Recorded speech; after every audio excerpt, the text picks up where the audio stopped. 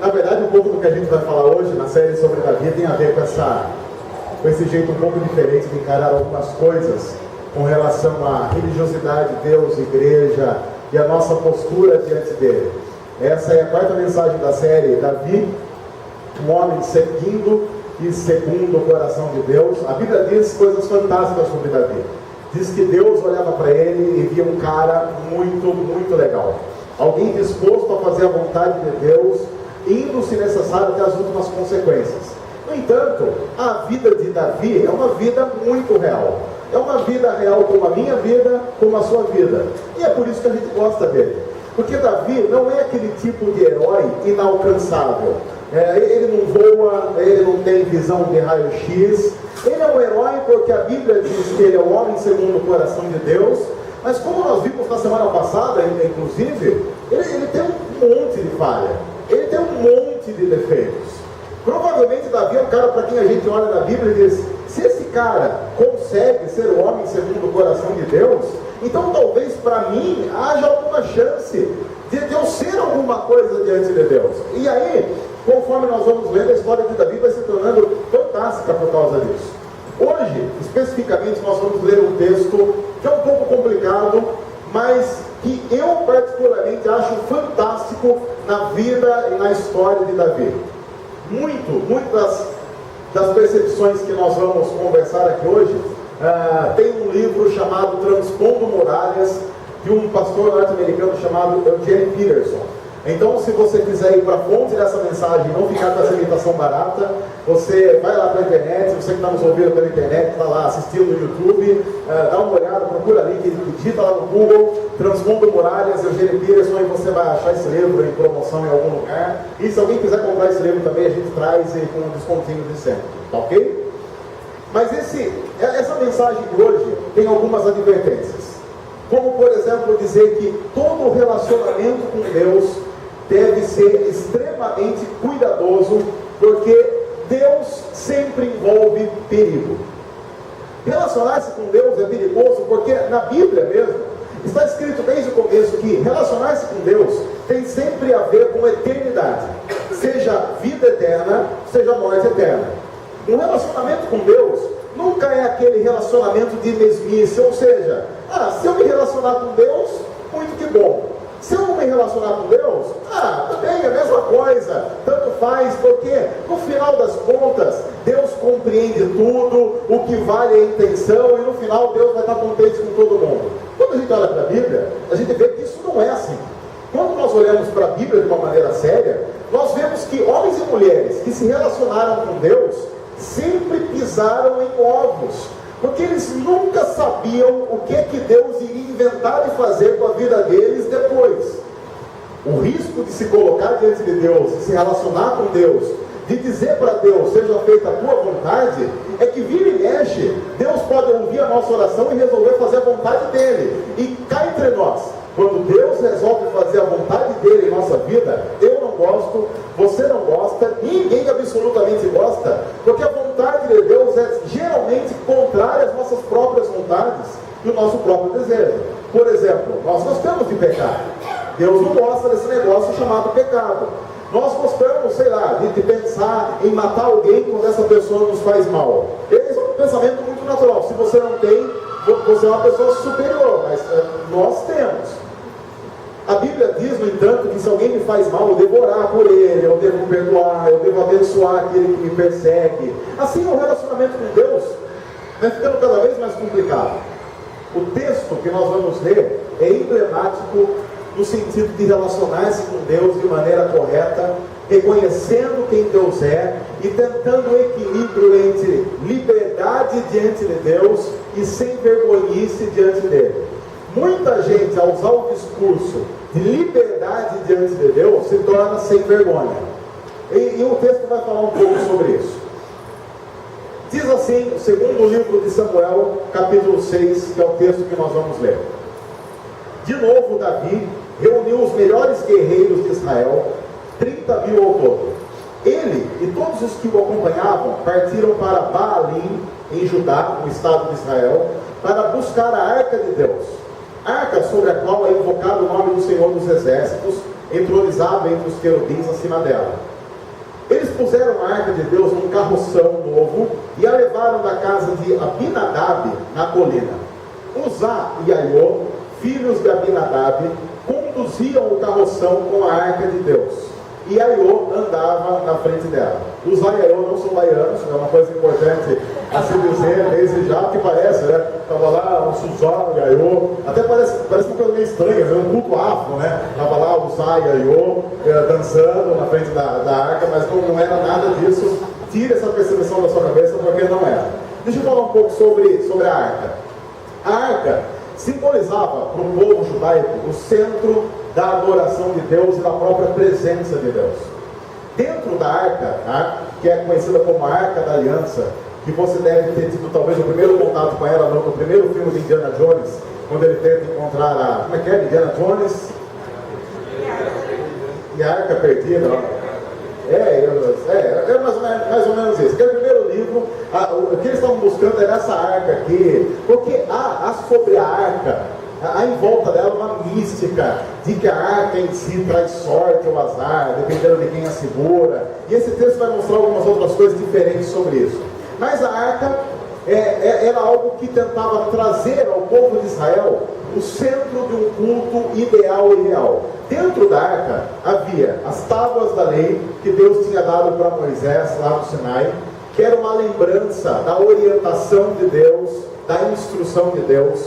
Havia também dentro da arca um pouco do maná que Deus dava para o povo no deserto, que era para lembrar o povo de que Deus é que sustentava o povo dele a cada dia. E havia também a vara de Arão, que era um símbolo da repreensão, do cuidado, da disciplina de Deus para o povo quando ele errava. A arca simbolizava para o povo de Israel uma lembrança importante de quem Deus era. Só que essa arca havia sido capturada pelos filisteus muitos anos antes desse texto que nós estamos lendo. Houve uma guerra, e aí o povo de Israel estava complicado na guerra. Eles viram que acho que vão perder porque não está legal. Aí alguém teve a brilhante ideia de ir lá no templo, pegar a arca e trazer a arca para o meio da batalha, porque eles acharam que a arca era mágica. Então alguém teve a brilhante ideia assim: vamos trazer a arca para cá? Porque se a gente trouxer a arca para cá, ela dá sorte para a gente e a gente vence a batalha. Consequência: perderam a batalha e os filisteus roubaram a arca. Deu tudo errado. Foi aquele fim de batalha que terminou assim, deu tudo errado. Só que, coincidentemente ou não, os filisteus pegaram a arca e a partir de então começou a dar tudo errado para os filisteus.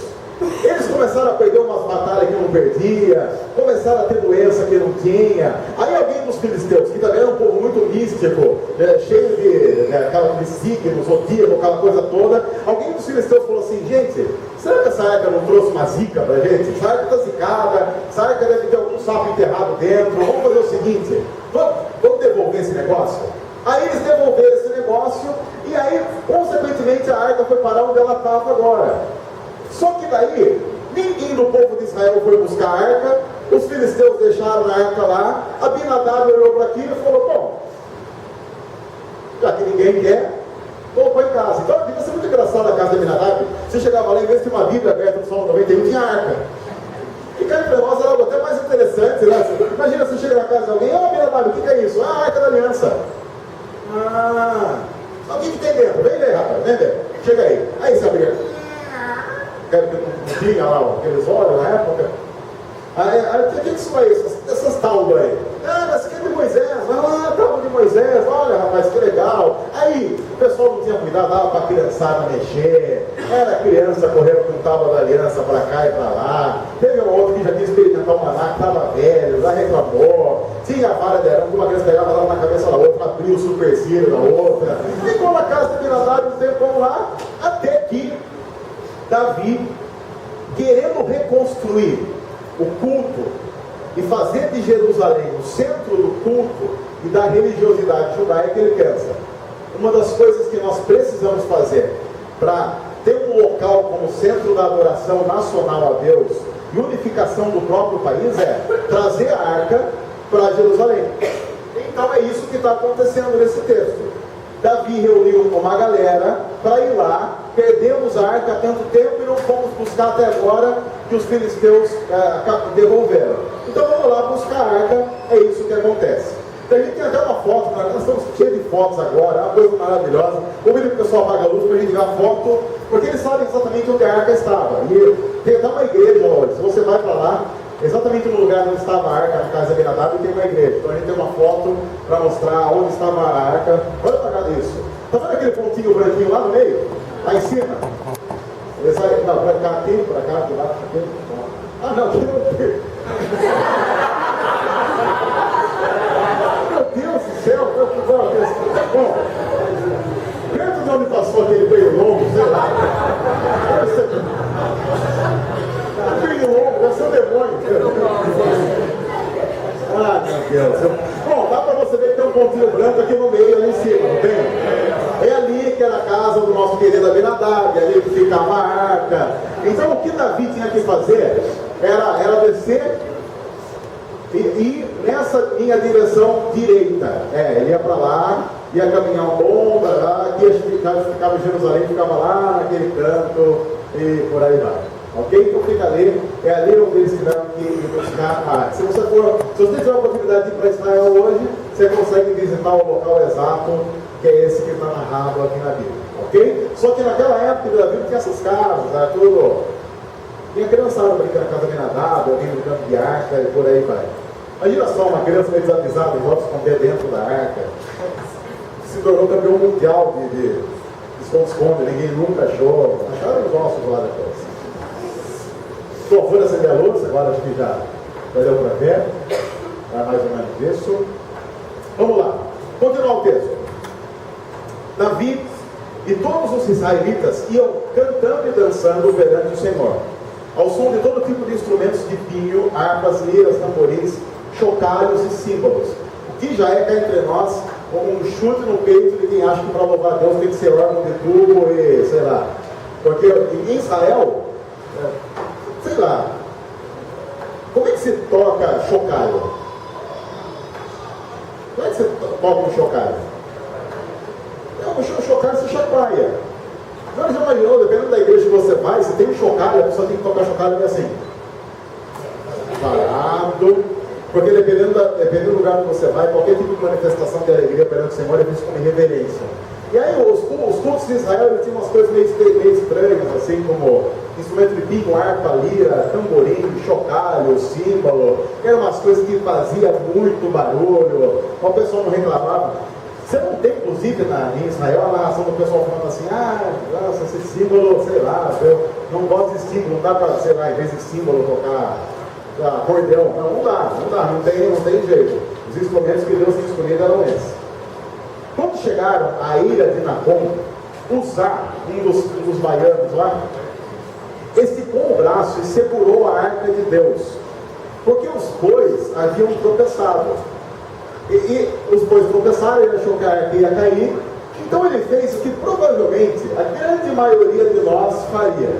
Ele foi lá, dar uma paradinha para segurar a arca, para a arca não estatelar no chão. A ira do Senhor acendeu-se contra Uzá por seu ato de irreverência. Por isso Deus o feriu e ele morreu ali mesmo, ao lado da arca de Deus. Morte sumária. Ali mesmo, ele encostou na arca, já era. O texto não diz claramente por que isso aconteceu. E quando o texto bíblico não diz claramente o porquê algumas coisas acontecem, é um convite para que eu e você analisemos o texto, o contexto, a história bíblica como um todo, para tentar compreender o que motivou a morte desse cara chamado Uzá, porque ele fez aquilo que provavelmente nós faríamos, que é tentar segurar a arca, se você vê que o boi tropeçou e ela simplesmente vai cair. Acontece que Uzá é um cara totalmente ligado à religiosidade judaica. O trabalho dele, pelo menos na história de Israel, que sempre foi visto assim, o trabalho dele era cuidar para que todas as coisas do culto sempre estivessem muito bem organizadas, feitas dentro de parâmetros pré-estabelecidos. Uzá é um cara que toma conta da religião, e ele não apenas toma conta da religião. Uzá é o tipo de cara que faz tudo para que absolutamente nada saia do controle. Uzá é o tipo de cara que, se qualquer coisa que ele programou com relação à religiosidade, ao culto, à celebração, sair um pouco do que é estabelecido, aquilo para ele é a morte. Porque para Uzá, culto, Deus, religião, religiosidade, são coisas muito bem pré-estabelecidas, que tem que sair de um ponto X para um ponto Y, sem nenhum tipo de desvio no meio dessa história. Uzá é o tipo do cara que não suporta contratempos. Ele tem que fazer tudo para que as coisas comecem bem, terminem bem, cheirosinhas, bonitinhas e gostosinhas. Ele acha que, além de tomar conta de tudo, ele pode inclusive dar uma melhorada em algumas coisas que Deus tinha pedido, porque como ele é o cara que tem a responsabilidade de fazer com que o culto a Deus e as coisas de Deus estejam em ordem, ele olha inclusive para aquilo que Deus mandou fazer e pensa, bom, Deus mandou fazer assim, mas deixa eu dar inclusive uma incrementada, porque se eu fizer exatamente do jeito que Deus mandou fazer, Deus não vai estar tão protegido de pessoas más e de tantos pecados. No texto nós temos uma informação que é a seguinte: onde é que eles colocaram a arca? Eles colocaram a arca num carroção novo. Um detalhe importante: não havia nenhuma legitimidade nesse ato, porque em nenhum lugar das Escrituras, quando se refere à arca, você tem Deus dizendo para que eles coloquem a arca numa carroça. Havia uma ordem expressa de que a arca deveria ser levada por homens consagrados em varais que eram colocados na arca, e a arca inclusive tinha um lugar específico para isso. A gente de novo tem uma foto para ilustrar, para que você saiba como é que a arca devia ser. Vamos lá, Dani. Dá para ver assim ou tem que pagar a luz? Eu vou apagar de novo para dar para ver melhor. E a arca, caso você nunca tenha visto a arca da aliança, ela é assim, desse jeito que você está vendo. Essa é a arca. Tá, e você tem esses dois suportes do lado, e aí eles tinham que levar a arca, um desse lado, dois de cada lado, ou mais, dependendo do peso dela, da necessidade, para que nenhum ser humano tivesse que tocar propriamente na arca. Deus tinha dito desde o começo: quando vocês tiverem que levar a arca de um lugar para outro, é assim que se leva a arca. É desse jeito. Uzá é o tipo de cara que provavelmente olhou para isso e falou: bom, há um jeito melhor da gente proteger a arca, como por exemplo, os caras estão caminhando. Imagina, você tem gente carregando de um lado e do outro. O cara tropeça. O que vai acontecer com a arca? Ela cai. Então, para evitar qualquer problema, eles inventaram um negócio muito mais moderno. Eles inventaram um carroção. Então, põe no carroção, fica muito mais fácil. Vamos lá acender as luzes de novo, por favor. Agora é a última vez que a gente acende e apaga as luzes. Uzá é o cara que está querendo livrar Deus da sujeira. Para Uzá, é inadmissível que a arca se suje, porque ele acha que quando as coisas de Deus entram em contato, em tese, com coisas imundas, era como se o próprio Deus se contaminasse. Então, Uzá é o tipo de pessoa que fica tentando proteger Deus de pessoas más, como eu e você. Eu diria, inclusive, que Uzá é aquele tipo de gente que, se ele vê você fazendo alguma coisa que ele não julga condizente, ele diz para você: mas o que as pessoas vão falar de Deus vendo você fazendo isso? Como se o simples fato de eu fazer alguma coisa tirasse toda a legitimidade de Deus ser quem Ele é. Ele não consegue compreender que o próprio Deus tem capacidade de se defender quando necessário. E a história com Uzá vai mostrar muito bem Deus mostrando para ele: eu sei me defender. Porque quando o próprio Uzá tentou fazer uma coisa que ele considerava legítimo, por ser o dono da religiosidade, Deus o feriu ali mesmo. Uma pergunta que tem que ser feita para usar, e tem que ser feita para mim e para você, que estamos acostumados com a religiosidade no nosso tempo, é o nosso trabalho defender a Deus? Será que de verdade é nosso trabalho defender Deus? Ou será que não é o contrário? Deus é o nosso defensor, Deus é que cuida de nós, e nós, mesmo nesses altos e baixos, vamos vivendo a vida diante de Deus e demonstrando a profunda necessidade que nós temos do Salvador. Acontece que a religiosidade, não apenas brasileira, mas em todos os cantos, tem sido uma religiosidade que busca uma perfeição e uma santidade tão absurda que beira a hipocrisia doentia. Onde nós, para tentar desculpar Deus das coisas que as pessoas fazem em nome dele, nós vamos cercando Deus de alguns acontecimentos que são reais em nossa vida. É claro que nós devemos ter algum testemunho diante das pessoas, mas isso em nenhum momento vai tirar de nós a dura realidade do pecado. O problema é que, tentando proteger Deus, a gente se finge não pecador. E isso se torna uma afronta, porque se nós não somos pecadores, Cristo não precisava ter morrido em nosso lugar. E o Evangelho passa a ser uma grande mentira. Quem somos nós para tentar defender Deus de nós mesmos ou de mãos sujas? Do tipo, quem pode participar de um culto? Quem pode ou não pode fazer parte de ministério X ou ministério Y? Quem é gabaritado o suficiente para cantar ou não cantar no louvor? Várias vezes, em determinados lugares, quando eu falo da realidade da nossa comunidade, que é uma realidade de gente pecadora, inclusive porque é uma comunidade de gente pecadora, porque o pastor também pega pra caramba, aí as perguntas são geralmente assim: tá, mas as pessoas chegam na sua igreja, elas são pecadoras, elas podem cantar no louvor? Não, elas têm que vir, ficar quietas, porque se elas não podem cantar no louvor aqui, elas também não podem aí, porque o que se faz aqui e o que se faz aí é pro mesmo Deus.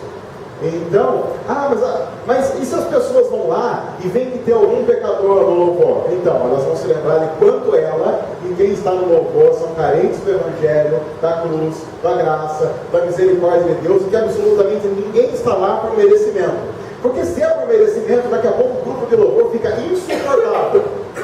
E cá entre nós, eu sou de igreja há 35 anos. É muito fácil, num ambiente como esse de merecimento, o grupo de louvor vira estrela, porque são os caras gabaritados que chegaram lá e podem estar no altar louvando a Deus. O pessoal no Brasil, nós somos levitas. A gente tem que lembrar esse pessoal do grupo de louvor, assim, de algumas igrejas, que levita, uma das funções de levita era limpar o templo. Cantar no louvor no domingão, todo mundo quer vir limpar o templo, se entupir banheiro, tem que desentupir, porque o levita ele cuidava de tudo. Toda vez que tinha que fazer alguma reforma, era os levitas, ia lá para fazer. E aí, assim, o que a levita ganhava com isso? Era assim, a gente ia lá, pessoas que não eram levitas, você tinha uma carninha lá, pegava um pedacinho e levava para o levita. Ele comia das ofertas do povo, era mais ou menos isso. Quando a religiosidade chega nesse ponto, ela se torna hipócrita e doentia. Uzá é um cara que está cercando Deus. No primeiro momento em que ele tem contato direto com Deus, o que acontece com ele? Ele morre. Porque pessoas que pensam que Deus está numa caixa, mesmo que essa caixa seja a Arca da Aliança, gente que pensa que Deus está numa caixa já está morta e nem sabe. Porque Deus jamais se limitaria a uma caixa. Deus jamais se limitaria a uma caixa, mesmo que seja uma caixa importante como a própria Arca da Aliança. Deus não é tão pequeno como uma caixa, como uma denominação, como uma comunidade. Deus é o Senhor dos senhores, é o Rei dos reis, Criador dos céus e da terra. Não há limitação possível para o nosso Deus. Seria o mesmo que dizer que Deus precisa do nosso culto de domingo à noite para ser Deus ou não ser Deus. Ele não precisa. Nós é que precisamos da comunidade para nos incentivar e nos ajudar na direção a Ele. O culto que nós fazemos não é um favor que nós fazemos a Deus, é um privilégio que Ele nos dá. Gente como Uzá não entende isso. Ele acha que ele está cuidando de Deus, que Deus é uma propriedade dele, que Deus sem ele estaria perdido, que Deus sem ele cairia da carroça e se sujaria no chão poeirento de Israel. Gente assim está morta, e no primeiro contato que tiver com Deus vai ter a morte anunciada. É por isso que gente que acha que controla Deus, se chega num culto onde há liberdade, ela não suporta, porque a liberdade para essas pessoas pressupõe falta de controle. Várias vezes eu tenho que responder a seguinte pergunta: que controle vocês têm sobre as pessoas da comunidade? E quando eu digo nenhum, as pessoas se assustam. Como nenhum? Nenhum. Porque eu, como pastor, não consigo controlar a mim mesmo. Como é que eu vou controlar você? Eu tenho sérias dificuldades para controlar a minha vida. Vou controlar a sua, eu vou me perder. Nós somos parte de uma comunidade que pressupõe que nós, juntos, nos pastoreamos e nos cuidamos em amor, em carinho, em compreensão, mas ao mesmo tempo reconhecendo que todos nós somos pecadores, todos nós falhamos, e todos nós, se não fosse pelo sacrifício de Jesus na cruz, estaríamos eternamente condenados ao inferno. Por causa de Gênesis 3, quando o ser humano pecou, desobedeceu a Deus e morreu, foi separado de Deus, por causa daquele acontecimento nós estaríamos fadados à morte eterna. Só através de Jesus, que vem na história, morre em nosso lugar, recebe o nosso pecado e paga o preço do nosso pecado, ressuscita quando Deus aceita esse sacrifício. Só por causa disso é que nós estamos aqui. Usar é o tipo de cara que depois de ouvir isso ele ia dizer: mas a gente precisa fazer uma coisa, não precisa, mas a gente precisa, olha, mas também não é só isso. É insuportável quando depois de você pregar o Evangelho, você ouve um crente dizendo: mas não é só isso, né? Como não é só isso? Só isso? A história do Evangelho é toda a história, é a história. E depois de ouvir o Evangelho, você ainda ouve crente dizendo: mas não é só isso, né? Não. É necessário que a gente vá para a cruz. É necessário que a gente morra para abrir mão do sacrifício de Jesus, para se sacrificar. Aí volta Davi. Davi ficou contrariado porque o Senhor, em sua ira, havia fulminado Uzá. Até hoje aquele lugar é chamado de Pérez Uzá, que é tipo assim, Uzá se ferrou. Uma tradução mais aportuguesada. É verdade. A Bíblia diz claramente: Deus matou Uzá. O que Davi fez? Ele ficou contrariado. Ele é o tipo de cara que ele conhece Deus. Ele sabe que ele pode se contrariar.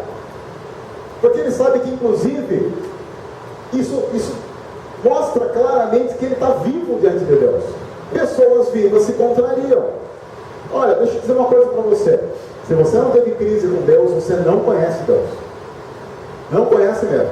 E nem adianta ficar mandando e-mail durante a semana falando assim: eu nunca tive com Deus e conheço Deus. Não conhece.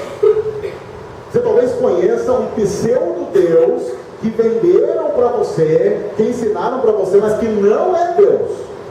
O Deus da Bíblia, em relacionamento com seres humanos, gera profunda crise naqueles seres humanos. Se você não teve crise de fé, você não tem fé. E na verdade fica assim: você não me conhece. Não, eu não conheço você, mas eu conheço princípios de fé que estão na Bíblia. E se você não tem crise de fé, você não tem fé. Você pode ter no máximo uma fé burra, assim: anda com fé eu vou, que a fé não costuma falhar. Você pode ter algumas percepções errôneas, como por exemplo, a gente está na época do Rock in Rio. E a nossa sociedade tem algumas percepções errôneas, como por exemplo, ontem teve John Mayer. Aquilo não é rock. Aquilo não é rock. Posso ouvir um amém? Aquilo não é rock. Eu parto do pressuposto que um show em que você tem adolescentes histéricas chorando não é rock. A não ser que elas estejam chorando e tiver um cara comendo um morcego. Aí já é rock. Não sendo um cara, desculpa dizer isso, um roqueiro não usa bola verde. Roqueiro não usa gola V. Você não vai ver, por exemplo, Ozzy Osbourne com uma camiseta gola V escrito Abercrombie. Não vai. Se você vir, você sabe, realmente surtou mesmo, agora não volta mais. Chegou o limite de tóxico que não volta mais agora não volta mais. Bruce Springsteen. Aí nós já voltamos à masculinidade inerente ao Rock in Rio. É diferente. Ivete Sangalo, não é rock. Não é rock. Justin Timberlake. Não é rock. Beyoncé. Beyoncé toca no Morumbi, não é rock. Hoje tem Nael. Aí sim. Domingo, quer ver? Domingo, no dia do Senhor, as coisas voltam ao normal. Hoje tem Nael. Estava tendo Halloween agora há pouco. E tem algumas coisas que o pessoal acha que também é. Nós somos uma sociedade assim, Ghost não é uma banda satânica. Porque nem Satanás ia ter um péssimo gosto daquele. A banda é muito ruim. Porque Ghost é uma banda que os caras não mostram na cara e ninguém sabe o nome. Eu sei por quê, vergonha. Aquilo é tão ruim que eles têm vergonha. Eu, se eu fosse da banda Ghost, eu também ia cobrir a cara, uma vergonha aquilo. Eles acham que o Papa deve olhar aquilo, eles tentam afrontar o Papa deve rir aquilo. Ainda mais que o Papa argentino não está nem ligando para ninguém mesmo. Deus gosta de pessoas que se alteram. De pessoas que têm a noção exata do que as coisas são e do porquê as coisas são. Se você não tem crises, se você não tem dúvidas, se você não tem angústias, se você nunca pensou em desistir, você não conhece a Deus, você não tem fé e vai ficar cantando, andar com fé, eu vou, que a fé não costuma falhar, sem saber absolutamente nada do que significa a fé verdadeiramente bíblica. Davi ficou contrariado, e ele é o homem segundo o coração de Deus. Deus continua. Naquele dia, Davi teve medo do Senhor e se perguntou: como vou conseguir levar a arca do Senhor? Por isso ele desistiu de levar a arca do Senhor para a cidade de Davi. Em vez disso, levou-a para a casa de Obed-Edom de Gate. A arca do Senhor ficou na casa dele por 3 meses. E o Senhor o abençoou e a toda a família. Veja como o problema é usar. Porque a arca vai para a casa do outro cara, o que acontece com o cara? Ele é abençoado. Uzá é um cara que foi lá, tentou dar uma ajudadinha, morreu. A arca fica na casa do outro cara e abençoa. Você não pode se esquecer que o princípio elementar do sacrifício é aquele que sacrifica, e não o sacrifício. Isso nos faz lembrar, por exemplo, de Caim e Abel. Quando você vai para o começo da Bíblia, a Bíblia diz que Caim e Abel, que eram irmãos, filhos de Adão e Eva, foram oferecer um holocausto a Deus. Um Deus gostou, outro não. Aí por isso que um ficou desgostoso com o outro e resolveu matar o outro por causa de invejinha. Mas lá em Gênesis está escrito algo interessante. Diz assim: Deus se agradou de Abel e do seu sacrifício. O que é que Deus se agradou primeiro? De Abel. E consequentemente do sacrifício dele. Porque o que dá legitimidade ao sacrifício é aquele que sacrifica. E diz o mesmo texto: Deus não se agradou de Caim e do seu sacrifício. Mas em primeiro lugar, Deus não se agrada de Caim. A questão não é o sacrifício.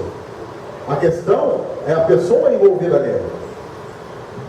E disseram então ao rei Davi: o Senhor tem abençoado a família de Obed-Edom e tudo que ele possui por causa da arca de Deus. Então Davi, com grande festa, foi à casa de Obed-Edom e ordenou que levassem a arca de Deus para a cidade de Davi.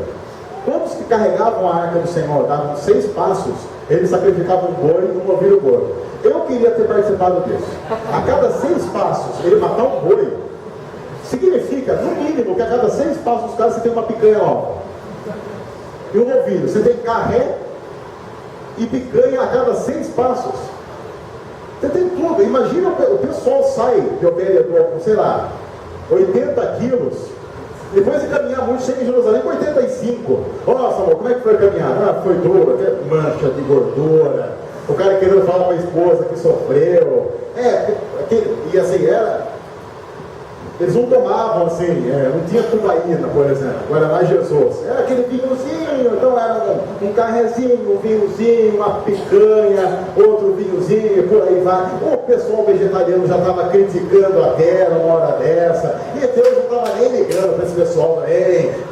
Deus falou, a gente faz festa, vai, se quer comer abobrinha, coma, se quer hoje o quer comer picanha, nem come, mas faz festa todo mundo, porque diante de Deus, nós somos chamados a festejar e ficar com um tipo de frescura de quem pode, quem não pode. É gente que não come carne criticando quem come, gente que come criticando quem não come, é gente que dança criticando quem não dança criticando quem dança. No fundo, muito mais movido por inveja, por recalque de que alguém tem coragem de fazer o que eu sempre tive vontade, mas não tenho coragem. E fica aquele criticismo idiota, absurdo, que não tem nada a ver com uma fé sincera e verdadeira diante de Deus.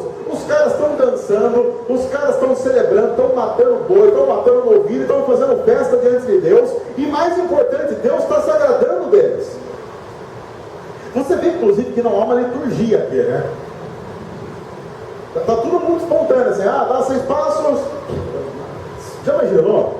Cuidado do sacerdote quando chega no final, porque ele está extenuado, matou boi, que no caso é sangue, porque você já viu que já matou boi? Vem aqui, matou um boi, novilho, espirra sangue para tudo quanto é lado. Imagina o cara chegando em casa todo ensanguentado, amor, onde você estava? No culto. Amor, hoje foi louvorzão. Mas amor, hoje, olha, Deus abençoou mesmo, viu? No final cantando a Cassiane, para dar.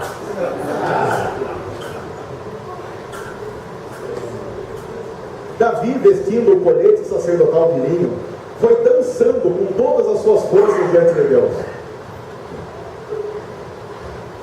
Algumas pessoas dizem que essa é a prova que Davi não era presbiteriano, mas eu não sei. Eu até pensei nessa hora em pedir um teatro, de fazer alguém dançar com todas as forças, para não ia ficar um negócio legal. Mas tem gente que pensa, tem gente que tem uma mentalidade de Deus assim, que Davi foi dançando diante da arca com todas as forças. Tem gente que pensa que Davi dançando com todas as forças era assim. Tem gente que pensa que Davi, sei lá, era... Como é que é o cara do Roman Atkinson? Mr. Bean. Aquela dançadinha. Tem gente que pensa que é isso, né? No máximo ele bateu um pezinho para marcar o tempo. Quando a Bíblia diz que esse cara dançou com todas as forças, esse cara é o homem segundo o coração de Deus. Não tente controlar algumas coisas, porque algumas coisas diante de Deus são incontroláveis quando são legítimas com o coração diante dele. Enquanto ele e todos esses israelitas levavam a arca do Senhor ao som de gritos de alegria e de trombeta. Olha, não dá para negar. Era um culto pentecostal. Infelizmente a gente está aqui para falar o que a Bíblia fala, mas era cultão pentecostal isso daqui, daquele que um presbiteriano chega, ele já fica escandalizado na porta. Ele já, a hora que ele desliga o carro, ele já ouve o som e já escandaliza. Fala, meu Deus, não vai entrar. E é um culto espontâneo, mas é claro que é do jeito que Deus quer, porque note uma coisa importante no texto: quem é que está carregando a arca? Uma carroça? Não, as pessoas. Tem a espontaneidade, mas tem também princípios que Deus estabeleceu no culto dele.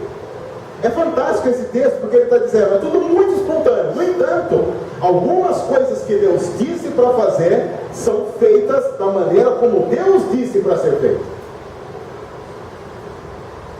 Há algumas coisas das quais nós não abrimos mão, de forma alguma. As outras, que têm a ver com certas culturas, nós abrimos mão. Por que nós cantamos o que cantamos? Nós só cantamos o que cantamos porque somos brasileiros. Se fôssemos lords ingleses, juro para vocês que nós cantaríamos outras coisas. Nós cantaremos até God Save the Queen.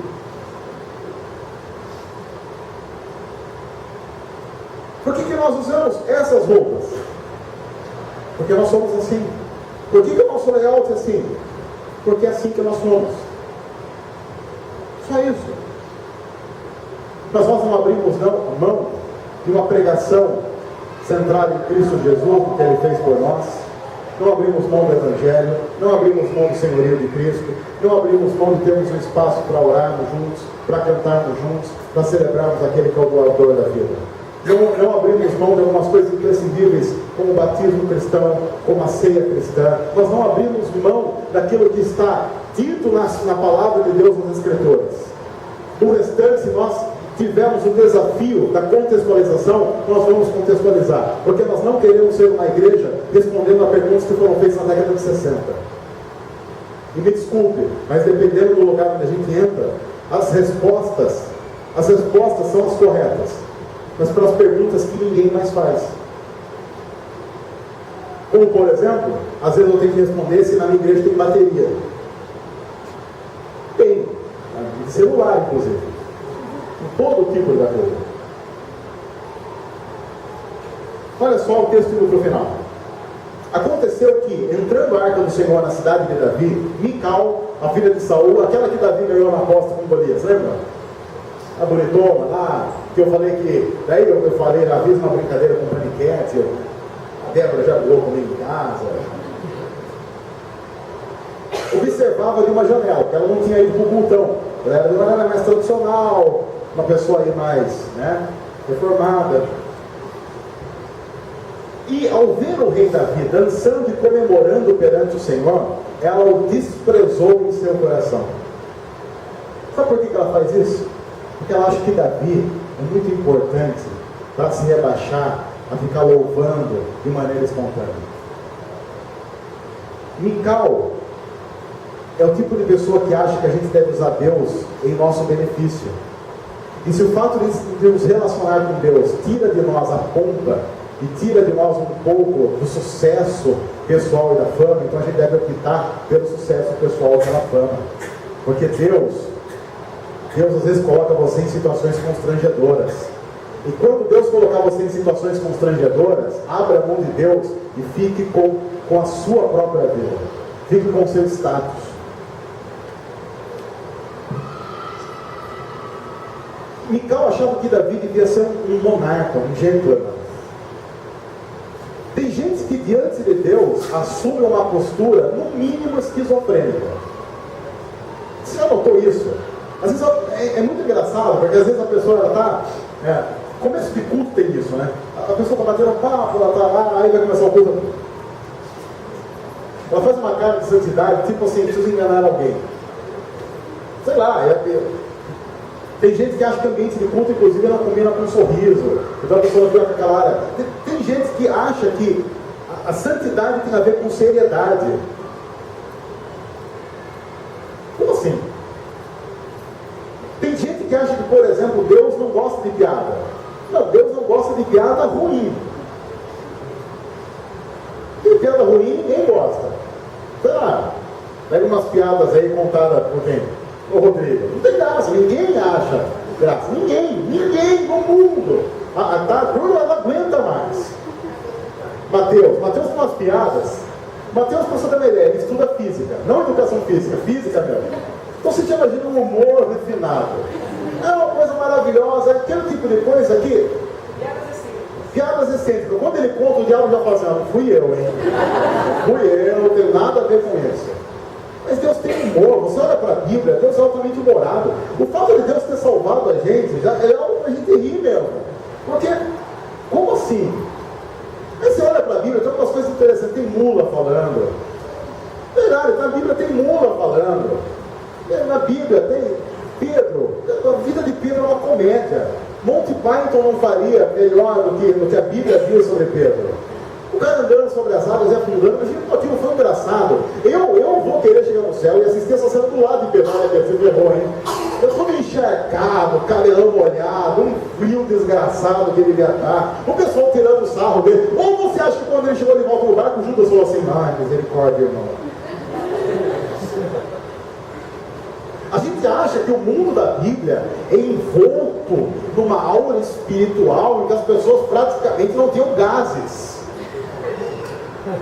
O grupo de Jesus é um grupo de 12 homens que comiam bem e bebiam bem.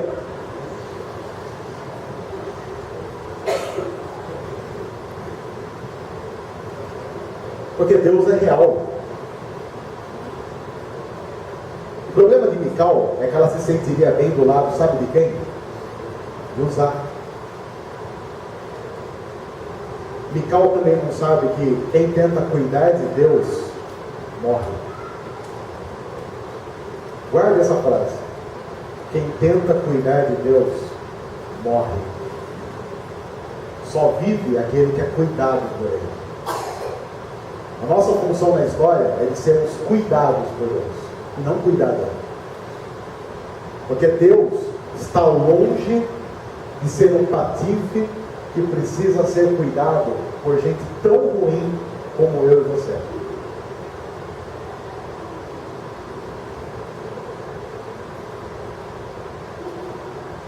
O dia que Deus precisar de gente como eu e você para defendê-lo, Ele deixaria de ser Deus. Porque Ele não precisa. Ele não precisa. Ele é o Senhor da história. Sabendo disso é que Ele mandou Jesus para morrer no nosso lugar, porque Ele sabia, esse pessoal não consegue fazer nada direito. São um bando de panaca, metendo as mãos pelos pés, não sabem fazer absolutamente nada. Se Jesus não vem e morre em nosso lugar, não havia absolutamente nada que nós pudéssemos fazer.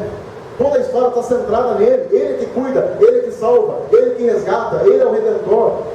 Nós somos servos, nós vamos servindo e sendo espontâneos diante dele nessa gratidão. Eu dou graças a Deus por fazer parte de uma comunidade em que eu posso ser espontâneo, confessar os meus pecados, como aconteceu na semana passada. Confessei os meus pecados aqui no domingo, chego no meu grupo pequeno na segunda-feira e sou amado pelas pessoas que compartilham a vida comigo. Chego no meu grupo pequeno na segunda-feira à noite, 24 horas depois de confessar alguns pecados aqui nesse lugar, eu sou amado por aquelas pessoas. Eu tenho pessoas que me aconselham, que não vão me tratar como pastor, como ungido do Senhor intocável, não, como alguém que é irmão em Cristo, passa pelas mesmas dificuldades e que adora essa espontaneidade de uma comunidade que pode chegar diante de Deus e saber: Deus, nós estamos diante do Senhor, somos assim, nós reconhecemos que não temos nada para oferecer do Senhor, porém nós estamos aqui por causa da misericórdia, da graça e através da cruz. Essa é a religiosidade verdadeira. Qualquer religiosidade que pensa estar fazendo algo para Deus, está ferrada. Não há nada que você possa fazer para Deus, porque Ele já fez tudo. Lembra da história do sábado? O sábado, que é conhecido como dia do descanso, tem um princípio fantástico. A gente tem dificuldade para descansar porque a gente vive numa sociedade que diz que você tem que fazer. Faça, faça, faça, faça, produza, produza, produza. A Bíblia diz lá em Gênesis que Deus criou o quê? Todas as coisas. E depois que Ele fez todas as coisas, o que Ele fez? Ele descansou. É um princípio para dizer para seres humanos: descanse. Sabe por que a gente não pode descansar? Porque no fundo, a gente não acredita que Deus já fez todas as coisas. Olha o que está escrito lá em Gênesis: Deus fez todas as coisas. E quando Ele terminou de fazer todas as coisas, Ele descansou. Sabe por que Ele convida você para descansar? Para relembrar semanalmente que todas as coisas já foram feitas por Ele. E que nada do que acontece em nossa vida é fruto do nosso trabalho, mas é fruto da bênção dele, que já fez todas as coisas. Todas as vezes que eu abro mão do meu descanso semanal, eu estou dizendo para Deus: eu não acredito que o Senhor fez todas as coisas, eu ainda preciso produzir mais. O descanso, até o descanso para nós, é um ato de culto, é um ato de fé. Até descanso. É por isso que a Bíblia diz, um dos textos preferidos dos preguiçosos de plantão, diz um versículo da Bíblia que aos que Ele ama, o Senhor dá para nós as coisas boas enquanto a gente dorme. É por isso que tem gente que dorme pra caramba, que acha que vai ser abençoado, tem gente que confunde as coisas.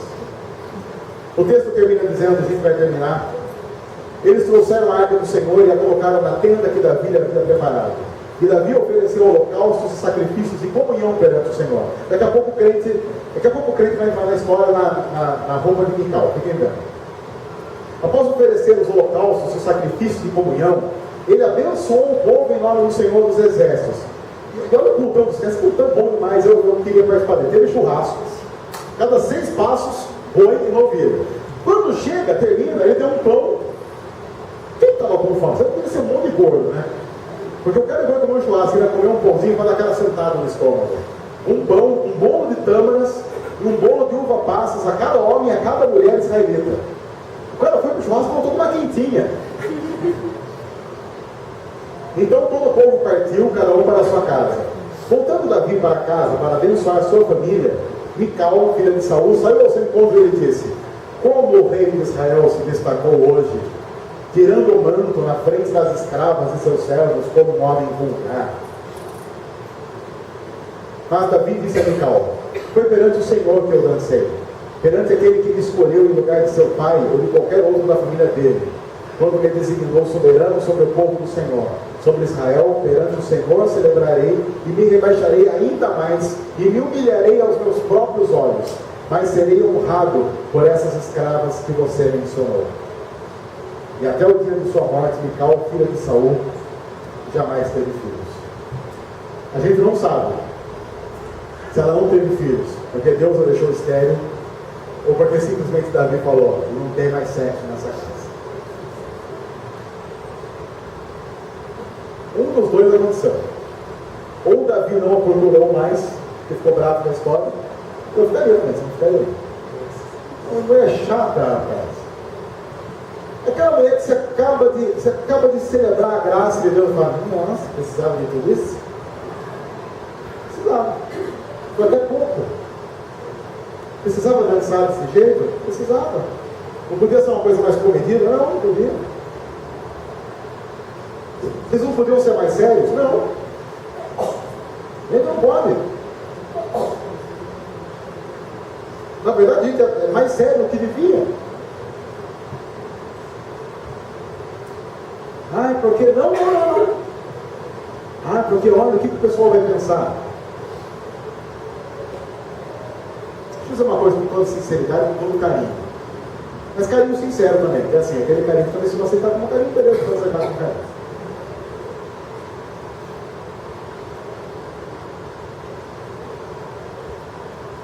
Vou falar em nome da diretoria, porque daí não é só de nada. Vou em nome da diretoria, da produção. A gente está pouco ligando o que crente pensa. Pouco ligando, né? Não é, produção? Pouco ligando. Ah, o que os crentes vão pensar para vocês falarem isso? Estou nem aí. Nem aí. Eu quero saber o que Deus vai pensar. Que a gente faz o que faz para Ele.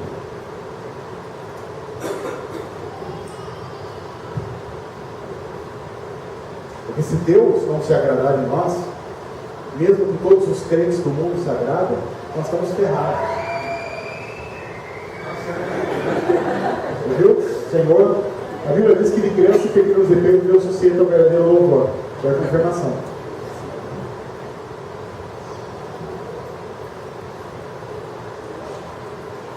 Nós não fomos chamados para ser a igreja de usar.